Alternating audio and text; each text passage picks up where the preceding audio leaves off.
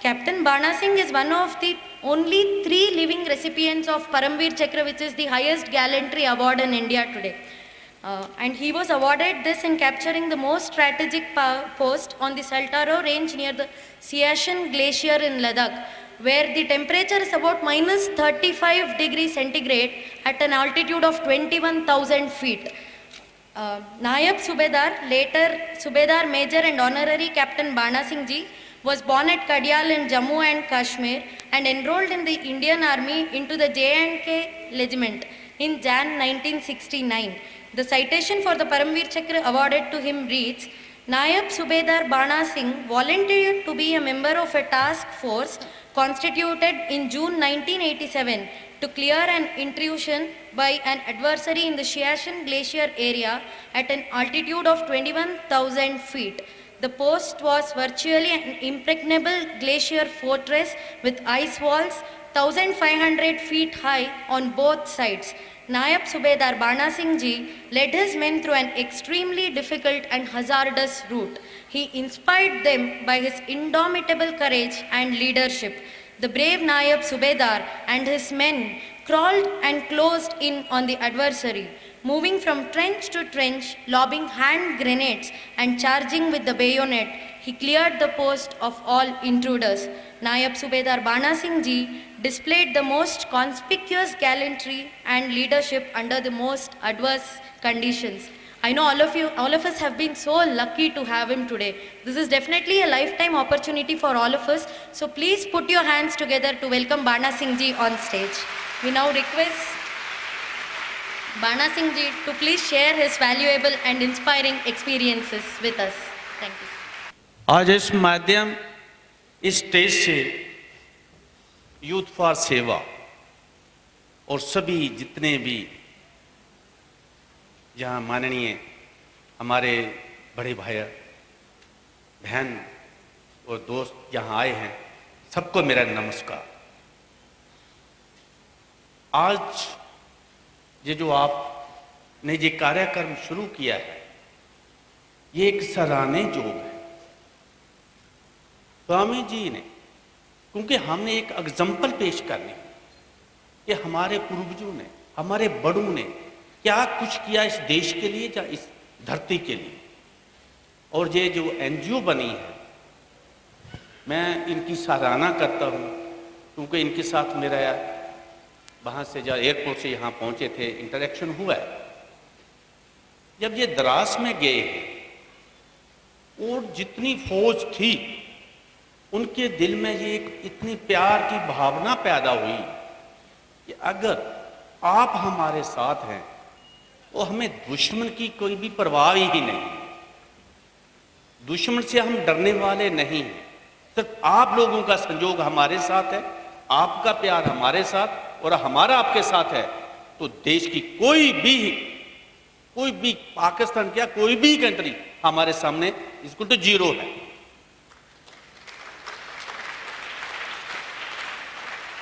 ये जो अभी प्रोग्राम इन्होंने रंभा है, मैं एक आपको छोटी सी एग्जांपल देना चाहता हूं। देश को बचाने के लिए आप सबने देखा होगा बर्थ गुरु गोविंद सिंह जी जो 31 को सेलिब्रेट किया गया है, ये उन्होंने एग्जांपल दी है थ्रू वर्ल्ड। ये नहीं है सिखों को बोला, कोई पहले सिख नहीं था, सब दास थे, राम थे, रहीम थे, सब वही थे। जब देश के ऊपर इतना हाहाकार मच गया तो गुरु तेग बहादुर साहब के जाकर लोगों ने फरियाद किया कि गुरु तेग बहादुर साहब, हमारी अभी जान जो बहुत संकट में है, अब हमारा कुछ हमें हल चाहिए था। तो उन्होंने क्या किया, गुरु तेग बहादुर ने, जो गुरु गोविंद सिंह उस टाइम 9 वर्ष के थे, जब उन्होंने ये बात सुना तो कहने लगे, पिताजी अगर आपका बलिदान देने से ये देश बच सकता है या ये लोग बच सकते हैं तो फिर क्या परवाह है। तो गुरु तेग बहादुर साहब ने उस समय कहा कि इट मीन्स कि अगर मैं कुछ देश के लिए कर भी जाऊंगा, बागडोर ये संभाल लेंगे। ये प्रेरणा है, ये लोगों की प्रेरणा है। जैसे ये अभी यूथ फॉर सेवा, ये प्रेरणा देनी हमके युवा पीढ़ी को कि हम सब एकत्र होकर इस देश को बचाना है। और फिर क्या हुआ, जब वो चले गए शहीदी चौक पर चले गए अपना शीश लेकर, तो इतना गुरु नानक साहब ने तो यही बताया था, ईमानदारी से, वफादारी से और प्यार से सबके साथ रहो। मगर बोलते हैं कि जब उंगली उठाए तो उंगली उठाने वाले को भी थोड़ा सा हमने सबको सिखाना चाहिए। उस समय फिर गुरु गोविंद सिंह ने कहा कि इस चीज का तलवार के है जुल्म के ऊपर उठाई जाएगी, ना कि निहत्थे के ऊपर। उन्होंने कहा कैसे हो सकता है जी, आप अभी डीपली कभी कूल माइंड से सोचें, आपके परिवार में 4 सदस्य हैं, माता है, खुद हैं, अरे कौन सब लुटा सकता अपने जीवन को अपने उन वक्त के लिए, इस देश के लिए। मगर गुरु गोविंद सिंह ने 4 बेटे, माता जी और खुद को इस देश के अर्पण कर दिया और एक एग्जाम्पल पेश कर दी कि हम देश के लिए बिल्कुल लड़ने के लिए तैयार हैं और देश के ऊपर उंगली नहीं हटाने देंगे। वही चीज एक जो मेरे अभी भाई कर रहे हैं इस चीज की, और मैं इनका बहुत ही शुक्रगुजार हूं कि जम्मू कश्मीर से बुलाकर इन सब लोगों को मैंने दर्शन किए हैं, इनके साथ बात किया है। मैं अक्षभाग्य हूं। वो क्यों, सब चीजें साथ नहीं मिलती हैं, इज्जत मान और ये अच्छा नहीं मिलता है। और मोस्टली ये अवार्ड मरणोपरांत है। मगर मैं उस ऊपर वाले का, उस प्रभु परमात्मा का शुक्र हूं। क्या पता हमने क्या किया, हमारे माता पिता ने क्या किया, आप जैसे भाइयों ने कुछ ऐसी दुआ की होगी। और मैं आपको ये सच बता देना चाहता हूं कि जब लड़ाई लगती है ना, हमारे बहन भाई सब यही कहते हैं कि हमारे देश की जीत होनी चाहिए, और उनके दिल की आवाज है, वो हमारी जीत होगी, हो रही है।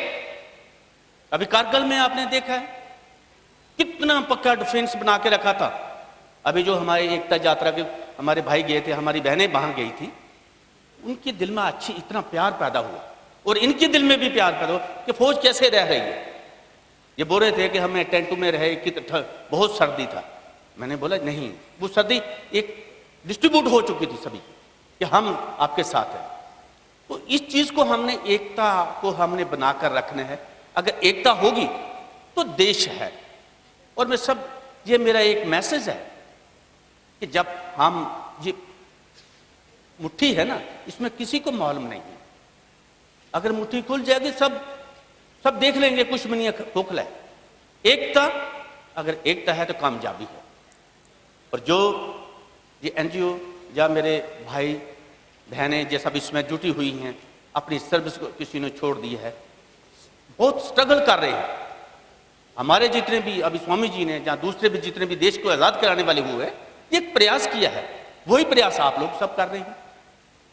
और दूसरा छोटा सा, मैं यहाँ भी ऐसे ही जैसा कि हमारे गुरुओं ने किया है, स्वामी जी ने किया है, जहाँ आप हम सब कर रहे हैं एक मिलकर।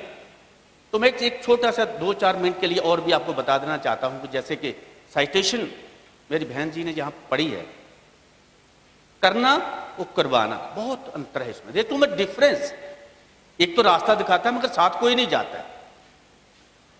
क्या हुआ कि हम नहीं चाहते कि हम पड़ोसी देश के साथ कुछ युद्ध करें। युद्ध एक नाश है, बहुत घर खाली हो गए हैं। कारगिल में युद्ध हुआ, अभी आतंकवाद का युद्ध चल रहा है, कितने घर, बहू बहन बेटियां सब ऐसे हो गए। वो कब देखेंगे अपने भाई को, कौन देखेगा, बीवी जो अपने घर वाले को कौन देखे, माँ अपने बेटे को कौन देखेगा, बाप अपने बेटे को कब देख सकता है। इसमें कोई बड़ापन नहीं है। युद्ध जो है आज का क्यों हुआ, हमारा तजुर्बा, हमारा ये काम 10-20 साल पीछे चला जाता है। जितना हमने प्रोग्रेस की है वो हम पीछे चले जाते हैं। तो क्या कि जब ये सियाचिन के बारे में सिर्फ 2-4 मिनट में आपको बताना चाहता हूं कि हम नहीं चाहते थे, जब हमने वहां पर 88-87 में टेक ओवर किया है, तो जितना भी 80 किलोमीटर एरिया है, वो एक पोस्ट जो है जिसका नाम कायदे आजम से जाना जाता था, वो डोमिनेट करते थे। और जितना भी वहां पर ड्रॉपिंग है, बाइक इधर से चंडीगढ़ से वहां जाता है, जहाँ जो चॉपर वगैरह हैं वो पर सामान भेज देते। आज से 24 साल पहले का और आज का बहुत अंतर है वहां पर। तो जब सब सरकारें गई, सब नए अफसर गए, सभी चाहते हैं अगर किसी डिपार्टमेंट में सीनियर पोस्ट आएंगे तो वो कुछ ना कुछ तब्दीली करना चाहते हैं। हमारे एक ब्रिगेडियर CS नवग्याल साहब, जो रिटायर्ड मेजर जनरल, वो वहाँ पर गए, उन्होंने जाकर हर पोस्ट के ऊपर दौरा किया, जवानों की मुसीबत को देखा, जवानों की जो मुश्किलातें थी उनको दूर करने के लिए उन्हें ये प्रयास किया कि मैं क्या कर सकता हूँ। लास्ट इसी पोस्ट एक सोनो पोस्ट वहाँ पर है, जो कि इसके बिल्कुल अपोजिट है कायदे आज़म पोस्ट से। तो कुछ समय के लिए उन्होंने क्या कि उसके ऊपर फायरिंग खोल दिया। जब फायरिंग खोल दिया तो उसने कहा कि अगर इसको हम कब्जे में लें तो कैसा रहेगा। लो लेवल तक, कमांड लेवल तक कैसे भी आदमी ने जो अपना जैसे कॉन्फ्रेंस होती है वो लिया, तो उन्होंने कहा भाई ठीक है, इस पोस्ट को लेना ही बेटर रहेगा, क्योंकि हमारे जितने भी फंक्शन है वो मुश्किल है। तो क्या हुआ, उसमें उस मिशन को पूरा करने के लिए 2 अफसर, 3 GSO, 57, टोटल 62 मैन सेलेक्ट किया ये मिशन को पूरा करना। अभी ठीक है, सब ने ट्रेनिंग किया, आदमी को चूज कर लिया, सब कुछ किया, हमारा उस मिशन में नाम नहीं था। मगर मेरे जो CO साहब थे, जो फिजिकल थोड़ा सा फिट थे, उन्होंने बोला नहीं, बाना सिंह इस मिशन के लिए जरूर जाएगा, एक आदमी को उससे निकाल दिया जाए। जहाँ तो मेरे भाग्य में लिखा हुआ था, जहाँ क्या था, ऊपर वाले का क्या था, ये सब कुछ हो गया। उन 62 मैन को एक जगह से दूसरी जगह ले जाने में 400 हेलीकॉप्टर ट्रिप लगाया गया, क्योंकि वहाँ फ्यूल कैपेसिटी पर है, जितना लोड होगा उतना सामान कम जाएगा, जितना फ्यूल कम होगा उतना लोड ज़्यादा जाएगा। तो वहाँ पर जहाँ हमें एक टास्क मिला था, वहाँ पर हम पहुँच गए। जितना भी क्लोथिंग है, बड़ा फॉरेन क्लोथिंग है, अच्छा है, अच्छी वेल क्वालिटी। और जब हम पहुँच गए, जिस रात को हमने वहाँ कैंपस लगाया अपना, तो 2 आदमी की जानें चले गई। तो नेचुरल बात होता है कि वो क्या है, मरमरिंग सी पैदा हो गई, सब लोग बोलने लगे उसका क्या हुआ, उसका क्या हुआ। तो जी हमारा जो मिशन था ये हमने 30 जून करना था। हमने ये प्लान किया, क्यों नहीं, अगर हमें CO साहब इजाज़त दे तो हम इसको जरूर उससे पहले कर सकते हैं। देखो एक बात है कि जैसे फौज के हमें पढ़ाई है, ग्राउंड टू मैप और मैप टू ग्राउंड, वो तब पता चलता है जब हम उस रास्ते पर चलेंगे। मैप तो 200 साल पहले बना था, कौन गया उस मैप पर। हमने कोशिश किया सोनम से डायरेक्ट चढ़ने का, आप मानोगे 8 बजे हमने शुरुआत की, सुबह 4 बजे तक 150 मीटर नहीं चढ़ पाए। इतना क्रैव स्नोफॉल हो रहा है, आदमी खुद ऑटोमेटिकली सीज हो जाता वहां पर। मगर क्या है, देश के लिए हमने अभी ये कसम खाई है, अगर हमें कहीं भी भेजा जाएगा, अगर हमें लॉस्ट किया है कि अगर हम अपने जीवन की बाजी भी लगानी पड़ेगी, हम बिल्कुल तैयार हैं। तभी तो एक एग्जाम्पल पैदा कर सकते हैं, तभी तो एक हिंदुस्तान आर्मी में एक मेजर बना है फौज का। जब वापस आए तो नेचुरली होता है, जो हायर कमांड के लोग होते हैं वो आके पूछने लगे बात क्या है। वो ये बात थोड़ी सुनते हैं कि ट्रैक नहीं है, वहाँ जाने का नहीं है, वहीं कुछ नहीं है। एनी हो, फिर जब वापस पहुँचे, फिर एक कॉन्फ्रेंस लिया हमारे जो मेजर विंदर साहब, नाउ रिटायर्ड एज ब्रिगेडियर। तो हमने कहा कि क्यों नहीं, क्यों साहब ने बोला आई वांट पोस्ट, हमें कुछ नहीं चाहिए, 62 भी जाए, 600 भी जाए, मगर आई वांट पोस्ट। ये फौज क्या है, करो जा मारो, दोनों चीजें। उसने बोल दिया ठीक है। मेजर साहब को भी थोड़ा दिल में आ गया, गुस्सा आ गया कि चलो ठीक है, नहीं हो, सबको इकट्ठा किया। 29 मई को हमारे एक पेट्रोल गया था, जिसमें राजीव पांडे और हमारे नायब सूबेदार हेमराज, कुछ जवान हमारे शहीद हो गए थे। उसके बदले की भावना से हमें इसको पोस्ट को लेना था। 29 मई वाले जो रस्सा बांधा हुआ था, दोबारा मैं और मेरे साथ 2 जवान, एक और ट्रेन शुदा और हवलदार, एक वहाँ पहुँचे, दोबारा रोप बांधे, बांध कर नीचे आकर मेजर साहब को रिपोर्ट दे दिया, हम जाने के लिए रेडी।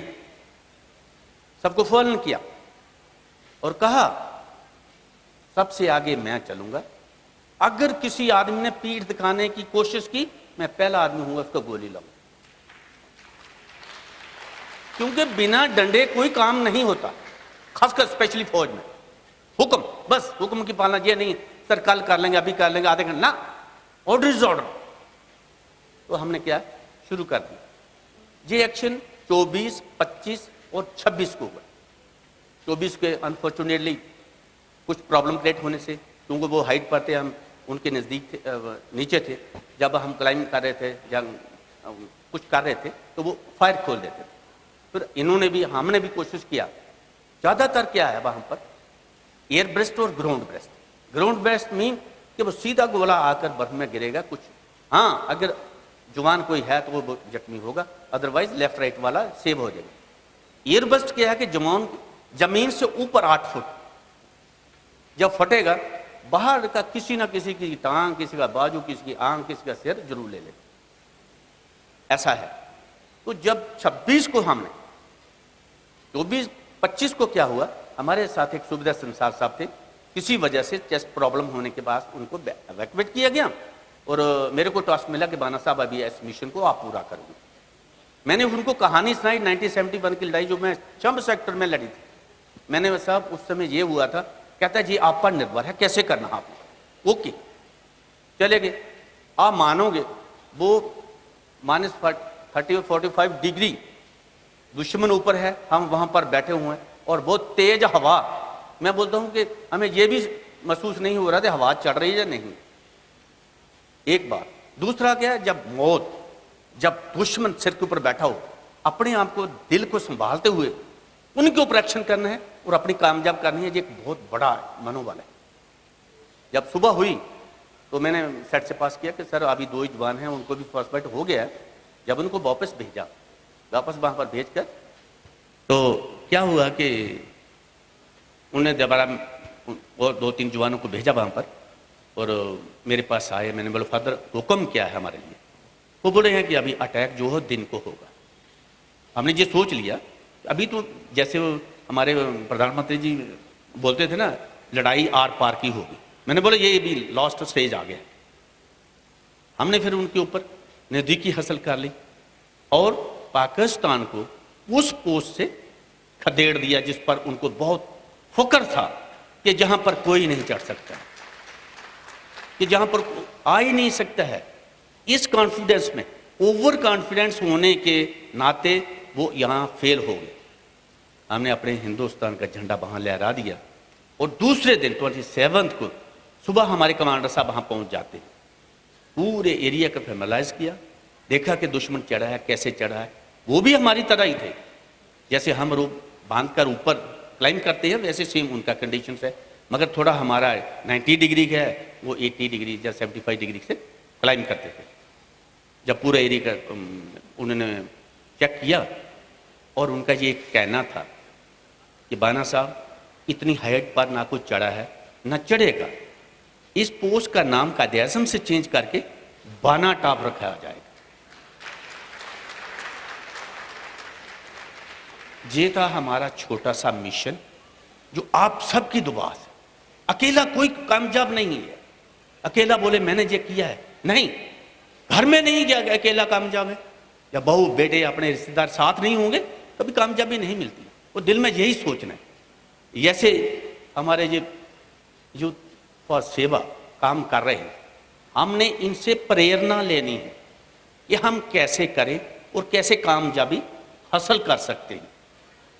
मेरा यही एक मैसेज है और मैं आज आप सब लोगों को बहुत ही तहे दिल से खुश हूं कि ऊपर वाले ने मान, इज्जत और सब लोगों को मिलने का मेरे को समय दिया।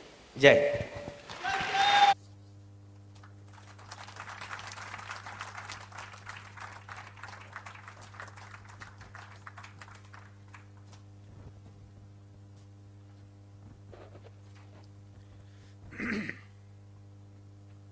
रिस्पेक्टेड जनरल मलिक साहब, मंच पर बैठे हुए नितिन गोखले जी और इंडियन आर्मी के रिटायर्ड अफसर और सर्विंग्स। वैसे तो सारा सिलेबस पूरा हो ही गया है, इसमें ज़्यादा कहने की ज़रूरत नहीं है अभी, क्योंकि जब पढ़ लिया, ट्रायल कर लिया है, वहाँ पर नौकरी कर ली है, वहाँ की प्रॉब्लम क्या है, हल कैसे की जाती है, वो सब आपने देख ही लिया है। जैसे कि कटोच साहब ने वहाँ पर कमांड भी किया 102 की, और जनरल मलिक साहब ने तो खुद अपनी आंखों से ये सब कुछ देखा है और अपने हुक्म देकर वो सभी कुछ जो चेंज किया है। मैं सिर्फ 2 या 3 मिनट के लिए आपको सिर्फ बताऊंगा कि ये मुद्दा किस लिए बना। कि हमारा एक जो पल्टन 8 जैकल था, एक स्पेशल ब्रिगेड था, 79 माउंटेन ब्रिगेड्स, जो कि वहां पर डिप्लॉय रहेगा, उसको देखभाल रखेगा। मगर इस चीज का अनुभव नहीं था कि क्या हम 1-2 साल रह सकते हैं या नहीं है। ये अनुभव तब हुआ जब हम पलटने वहां पर पोस्टेड हुई।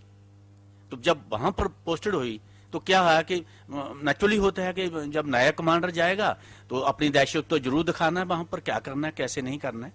तो रिसेंटली वहां 102 ब्रिगेड के ब्रिगेड कमांडर चंद्र सिंह नौगियाल वहां पहुंचे तो काफी जोश था उनमें। तो जोश होना भी चाहिए, अगर कमांडर में जोश नहीं होगा तो जवान में जोश आया ही नहीं है बिल्कुल। तो जब उन्होंने सब पोस्टिंग के ऊपर जाकर देखा जवानों की हालत, तो उनका मैं कैसे सुधार कर सकता हूं, तो उन्होंने एक प्रोग्राम बनाया, ठीक है मैं इसको जरूर करूंगा। तो लास्ट क्या है कि वो सोनम पोस्ट है वहां पर उनको नाइट एक स्टे करना पड़ा, कुछ वेपन ऑफ रोड थे। उन्होंने कहा क्यों ऐसे क्यों, अगर कल लड़ाई लग जाती है तो हम इसमें फिर तो हम फेल हो जाएंगे। तो वहां 102 ब्रिगेड की जो ब्रिगेड कमांडर इट मीन्स कि वो चीफ के साथ के बराबर है, क्योंकि वहां जो भी हुक्म जो भी रिक्वेस्ट करनी है उनकी मानी जाती है, फर्स्ट प्रायोरिटी उन्हीं को ही दी जाती है। तो ये बात होने पर जब ये सब कुछ हुआ तो उन्होंने कॉन्फ्रेंस लिया एक आकर 102 ब्रिगेड में, क्या तो मेरे सीईओ कर्नल एपी राय साहब को बुलाया, कहते राय क्या तेरी पलटन कुछ करके दिखा सकती है? कहते यस सर, फौज में जैसी है और क्या है जो ये थोड़ा नौसा। तो कहता अच्छा ठीक है फिर देख लो यार रोज की सरदर्दी जो है इसको खत्म करो। कहता ठीक है सर। तो बोला कैसे करोगे? कहते मैं प्लान करके कुछ भी जो है मैं आपको इसका पोजीशन पूरा दिखाऊंगा। तो उन्होंने क्या है कि एक पेट्रोल भेजो जिसमें सेकंड लेफ्टिनेंट राजीव पांडे साहब, नायब सर हिमराज हो, उसके साथ 10 जवान, सिर्फ पता लगाना है कि हम क्लाइम कर सकते हैं नहीं कर सकते हैं। अगर कर सकते हैं जब दुश्मन के बारे में कितना हमें अनुभव हो सकता है तो तभी हम उसी बेस पर ही हम कुछ ना कुछ करेंगे। तो पेट्रोल तैयार किया गया 29 मई 1987 को। जब पेट्रोल चढ़ भी गया, कुछ मेरे दिल में ये आता है कि कुछ ऐसा अनुभव होता है जब ओवर क्लेवर हो जाता है उसमें हमें कुछ ना कुछ खोना पड़ता है। ये मेरा अपना तजुर्बा है और अफसर साहब ने भी देखा होगा। तो जब पेट्रोल क्लाइम 90 डिग्री स्लोप पर चढ़ना है, जब वहां पर पहुंचे जाकर उन्होंने कम्युनिकेट किया कि राय साहब से बात हुआ, तो कहने लगे सर फर्दर हुक्म, हाँ अभी क्लाइम करो। कोई रेस्ट की बात ही नहीं, कोई रेस्ट की बात नहीं, उन्होंने शुरू कर दिया। तो जो हमारे पड़ोसी देश है वो ताक में बैठे थे, एक्चुअली हम 16-17 पर हैं, वो 21,000 पर हैं। जैसे ही उनके नजदीक के मार के इलाके में जैसे हमें ट्रेनिंग दी जाती है वहां पहुंचे हैं, अंधाधुंध फायर खोल दिया, एक अफसर एक जेसीओ 8 जवान वहीं पर फ्लैट कर दिए। तो मैं एज ए बीइंग जेक्यूम जब सुबह पूरे हेलीकॉप्टर सारा कुछ पूरी हिंदुस्तान आर्मी हिल गया, हमने बोला हुआ क्या भाई? कहते हमारी पेट्रोल के ऊपर फायरिंग हो गया। किस पेट्रोल के ऊपर हुआ? कहते जी राजीव साहब जो गए थे उनके ऊपर। तो बोलो कैसे? तो चलो इंटरनली बात तो कुछ और थी, मगर क्या है कि वहां उस एरिया को देखने के लिए अभी मुसीबत फिर तैयार होगी। उन्होंने बोले फिर बुला लिया सीओ साहब को, बोला भी रहे तेरी पलटन तो यार मुश्किल ही है इस काम को पूरा करेगी। नो नो नो सर, मैं बिल्कुल पूरा करूंगा, आप निश्चिंत रहिए। उन्हें अफसर साहब ने का कॉन्फ्रेंस लिया जिसमें मेजर वीरेंद्र साहब और कैप्टन अपने अनिल शर्मा साहब। तो आगे कंपनी कमांडरों ने भी चूज किया भाई कौन जेसीओ जाएगा, कौन जवान जाएगा, क्या क्या होना है, अपने अपने जैसे कि हमें ट्रेनिंग दी जाती है। तो उसमें पूरा करूंगा, आप निश्चिंत रहिए। उन्हें अफसर साहब ने का कॉन्फ्रेंस लिया जिसमें मेजर वीरेंद्र साहब और कैप्टन अपने अनिल शर्मा साहब। तो आगे कंपनी कमांडरों ने भी चूज किया भाई कौन जेसीओ जाएगा, कौन जवान जाएगा, क्या क्या होना है, अपने अपने जैसे कि हमें ट्रेनिंग दी जाती है। तो उसमें सुबेदार हरनाम साहब, सुबेदार संसार साहब और मेरा नाम तो नहीं था, एक नरेंद्र सिंह जी जा रहे थे। जब सीओ साहब के पास लिस्ट की जेसीओ के, कहने के लिए नहीं ये बाना साहब इसमें जरूर जाएंगे। तो हमें मैसेज हो गया कि आप भी उस मिशन के लिए तैयार हो जाइए। हमने बोला ठीक है। जब वहां पर पहुंचे पूरी उस इलाके की हालत को देखते हुए पूरी ट्रेनिंग दिया गया। कुछ भाई वहां पर क्या मुसीबत आती है, जैसे कि ट्रेनिंग में है अगर शुरू से राइफल या एलएमजी या कोई भी वेपन फायर ना करे तो उसका हमने कैसे तौर तरीके से कैसे करना है। कहते हैं कि ट्रेनिंग अच्छी है तो युद्ध में मजा ही तब आता है, अगर खून बहाना भी पड़े पर दूसरों को तो पता चले कुछ करके दिखाया है। तो वो सारा कुछ हो गया। अभी क्या हुआ, वहां जाना कैसे, कोई ट्रैक नहीं है, कोई ऐसा रास्ता नहीं है, कैसे जाएंगे। तो उस समय 2 अफसर 3 जेसीओ 57 टोटल 62 को ले जाने के लिए 400 ट्रिप हेलीकॉप्टर का लगाया गया फ्रॉम कमार टू सोनमता। वहां पहुंच गए तो सीओ साहब के जो कॉन्फ्रेंस हुई थी अफसर साहब के साथ कि हमने जो अटैक करना है 30 जून को करना है। ठीक है। वहां पर जब कैंप सर्विस कर लिया तो रात को से 2 जवानों की जाने चलेगी वहां। तो सुबह मॉर्निंग सी हो गई क्योंकि बड्डी सिस्टम था, तो कहने लगे यार उसका भी ऐसे होगा उसका है। तो नेचुरली बात होती है कि ये थोड़ा सा अफवाह फैल जाती है। तो जब सुबह साहब को रिपोर्ट लगा कि ऐसे ऐसे 2 जवानों की ऐसे जाने चले गई हैं, तो उन्होंने बोला अच्छा ठीक है कोई बात नहीं। साहब ने कॉन्फ्रेंस लिया जीएसएस को अफसर को, एक हमारा कैप्टन राम प्रकाश साहब बैठे थे जो सोनम है, उनको भी बुलाया। तो हमने सबने एक सुजेस्ट अपनी राय दी। मैं कहा सब बेटर क्यों नहीं कि अगर 30 जून के बजाय पहले अगर हम थोड़ा सा कोशिश करेंगे तो कुछ हो सकता है। कहते बिल्कुल ये आप पर निर्भर है, करना तो आपने है। हम बोले ठीक है सर। तो एक प्लान किया कि हम सोनम से डायरेक्ट चढ़ेंगे, और ऐसे लगता था आधे या पौने घंटे में हम चढ़ जाएंगे, कोई ऐसी प्रॉब्लम नहीं है। अच्छा चलो ठीक है, सोनम से हमने डायरेक्ट जब चढ़ना शुरू किया, सर आप मानोगे 8 बजे शुरू किया, सुबह 4 बजे तक 150 मीटर नहीं चढ़ पाए। इतना स्नोफॉल, इतना क्रैबस, हालांकि हर चीज हमारे पास थी, इंस्ट्रूमेंट सब पूरे थे, फोल्डिंग लैडर थी, शॉवल थी, हर हम कैरी किया था साथ, मगर जो बर्फ है वो हमें कुछ करने नहीं दी जा रही है, और वहां पर क्रैबस बहुत ज्यादा है। जब ये सुबह 4 बजे तो शिव साहब को मैसेज कर दिया सर ऐसे ऐसे, तो फिर तो प्रसादे मिलने हैं, क्योंकि जब वापस वहाँ जहाँ हमने फायर बेस बनाया था वहां पर पहुंचते हैं तो शिव साहब ने चॉपर लिया और वहां पर पहुंच जाते हैं। तो राय साहब वैसे भी घर मिजाज के थे, गौर के थे, वो गाली गलौच भी ठीक करते थे वो। तो सबको इकट्ठा किया तो कहा कि अभी मैं नहीं कहूंगा यहाँ उन्हें कहा कि मैं ये जो 62 हैं 800 जवान जेएसयू अफसर जवान पीछे खड़े हैं, मगर आप लोगों की मैं शक्लें नहीं देखना चाहता हूं, वापस नहीं आना है पलटन में। बहुत गुस्से से कहा और चापर लिया और चले गए। उसने सबने बुलाया, कहते बना साहब ऐसे करो, 29 मई को जो पेट्रोल गया था राजीव पांडे साहब का, वो रोप एक ट्रेस आउट करो। जिन लोगों ने जो सोनम में हमारे एनसीओ थे गए, हम वहां पर दोबारा रस्सा बांधा, तैयारी करके आकर रिपोर्ट दे दिया कि सर अभी हम चलने के लिए तैयार हैं। ओके, सबको पालन किया। कहते सीधी उंगली से घी नहीं निकलता है, कभी भी टेढ़ी जरूर करनी पड़ती है मौका आने पर। ये नहीं है कि हम टेढ़ी करते रहोगे तो फिर काम ही नहीं चलेगा फिर तो सबको पालन किया। मेजर साहब ने कहा कि देखो 10 कदम में आगे चलूंगा, अगर किसी जेएसयू जवान ने पीठ दिखाने की कोशिश की, पहला आदमी मांगा उसको शूट करूंगा। ये कहा है उन्होंने बिल्कुल सामने। तो ओके, 3 पार्टियां बन गई, एक में सुविधा हरनाम, सुविधा संसार और मेरी पार्टी। हमने क्लाइम करना शुरू कर दिया। पर कुछ मैंने अपना अनुभव जो वहां लगाया है, वहां जो ओवरहैंग बनता था, सिर्फ पाकिस्तानियों क्या सोचा यहाँ पर आ ही नहीं सकता कोई। हमारी जो डेड बॉडी थी 1 महीने से पहले as it is, weapon ammunition everything उनके पास था, कोई उन्होंने उठाया नहीं, कुछ नहीं, उन्होंने ये सोचा कोई आ ही नहीं सकता। मगर जो हमने क्लाइम करके वो ऊपर जाते थे, सिर्फ एक सिपाही पाकिस्तानी होता, मैं बोलता डिवीजन के कोर नहीं चढ़ सकती वहां पर। एक डंडा 1500 मीटर स्ट्रेट पे गोली के माफी नीचे जाना।